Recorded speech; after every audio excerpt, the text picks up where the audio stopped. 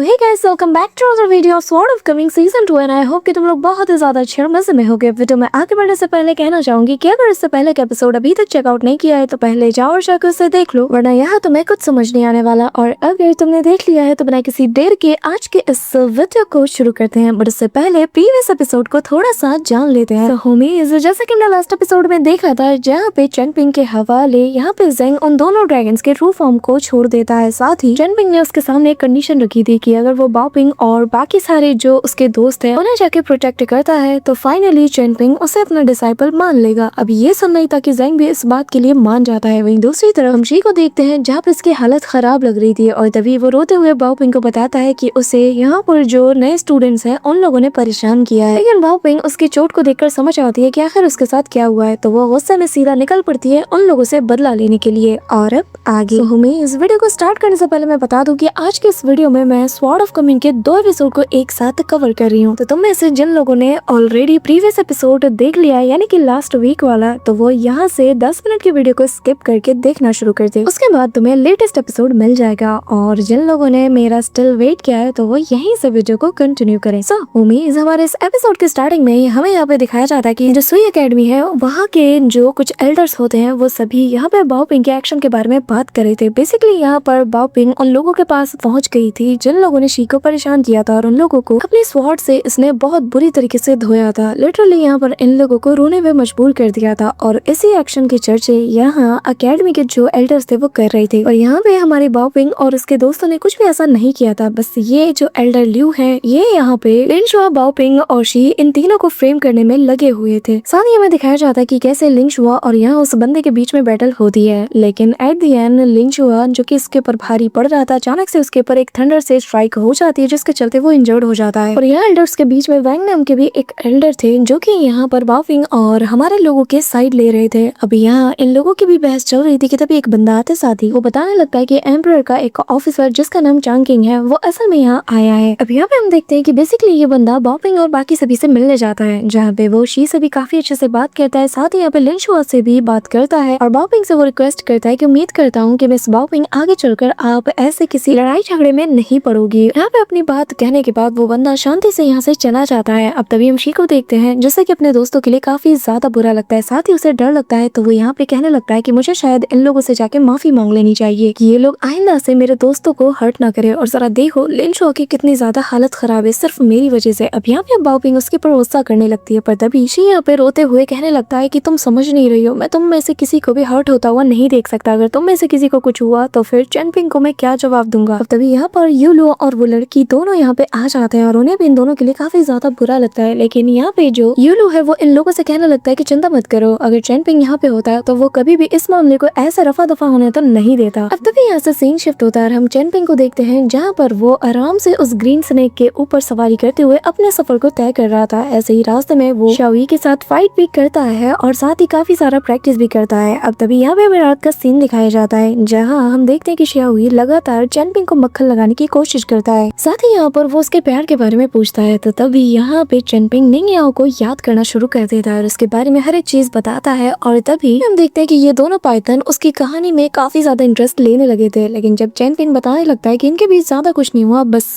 ऐसे ही एक दूसरे से मिले, इनके बीच अच्छी दोस्ती हुई, ये दोनों एक दूसरे की काफी ज्यादा मदद किया करते थे और चेनपिंग को उसने उसका अपना सबसे प्यारा और कीमती डैगर भी दिया। और फिर जब वो जाने वाली थी तो चेनपिंग ने उसके डैगर को उसे वापस कर दिया। बस यहाँ तक ही इनकी कहानी थी। अब ये सुनकर तो वो छोटी फायर पाइथन वो तो कुछ नहीं बोलती, पर शाओई उसका तो सटक चुका था, वो यहाँ पे उस पर भड़कना शुरू कर देता है। अब ऐसी रात हो जाती है, शाओई उस फायर पाइथन को रिझाना शुरू कर देता है। इसी के साथ हम यहाँ पे यूलू को देखते हैं जो कि उस बंदे के पास पहुंच जाता है जहाँ पर उसके पास जाकर उसे इसका ट्रू मोटिव पता चल चुका था कि असल में ये जो बंदा था वो तो यहाँ पर बस नाटक करने के लिए आया था। असल में वो यहाँ बाओपिंग और बाकी सब जितने भी लोग हैं जो कि डेली डायनेस्टी से बिलोंग करते हैं उन सभी को निपटाना चाहता था। इसी के साथ इनके बीच बैटल शुरू हो जाती है जहाँ पर चांग किंग जो था वो लगातार यूलू के ऊपर अटैक किए जा रहा था। लेकिन यूलू जो कि मार्शल आर्ट में काफी ज्यादा माहिर है वो तो लिटरली ऑन द स्पॉट उसके ऊपर डोमिनेट करना शुरू कर देता है, जो देखकर चांग किंग भी पूरी तरीके से स्पीचलेस हो जाता है। यहाँ पे एक मोमेंट ऐसा भी आता है जहाँ पे यूलू उसके स्वॉर्ड और उसकी ब्रश दोनों को उससे अलग कर देता है और फिर उसके ही ब्रश के जरिए से वो उसकी बहुत ही बुरी तरीके से धुलाई लगा देता है और एक जोरदार किक मारते हुए उसे सीधा जमीन पे लिटा देता है। उसकी हालत इतनी ज्यादा बुरी कर देता है कि यहाँ का जो गार्डियन मास्टर साइचिंग है उस तक को बीच में इंटरफेयर करने के लिए आना पड़ता है। अब यहाँ पर उसकी भी सटक चुकी थी क्योंकि वो सुई डायनेस्टी से था। यहाँ पर अपनी फुल पोटेंशियल के साथ येलो के ऊपर अटैक करना शुरू कर देता है और कहने लगता है कि तुम्हें मैं यहाँ पे पूरी तरीके से अधमरा कर दूंगा, भले ही मैं तुम्हें मार ना पाऊं। और तभी येलो स्माइल करता है और यहाँ वो भी अपनी सिक्स्थ रियलम की सारी पावर को अनलीश करते हुए उसका सामना करता है। बट एट द एंड क्योंकि मास्टर साइचिंग ज्यादा स्ट्रॉन्ग थे तो यहाँ पर येलो भी बहुत बुरी तरीके से इंजर्ड हो चुका था, लेकिन वो इस अपॉर्चुनिटी को जाने नहीं दे सकता था क्योंकि इसे जल्द से जल्द ब्रेक थ्रू करना है और एक टफ ओपोनेंट का सामना करके ही इसे आगे ब्रेक थ्रू करने का रास्ता मिल सकता है। लेकिन हम देखते हैं कि यहाँ पर भी वो पूरी तरीके से पिट जाता है और अब यहाँ पे जो मास्टर साइचिंग है वो उसका काम तमाम करने के लिए आगे बढ़ता है कि तभी तुम्हें और मुझे इंतजार था, फाइनली उस बंदे की एंट्री हो ही जाती है। यहाँ हम देखते हैं कि सुई एकेडमी के बाहर हमारा ज़ेंग आ चुका है और वो बहुत ही कूल वे में आगे आ रहा था जैसे कि उसे किसी भी चीज की परवाह नहीं।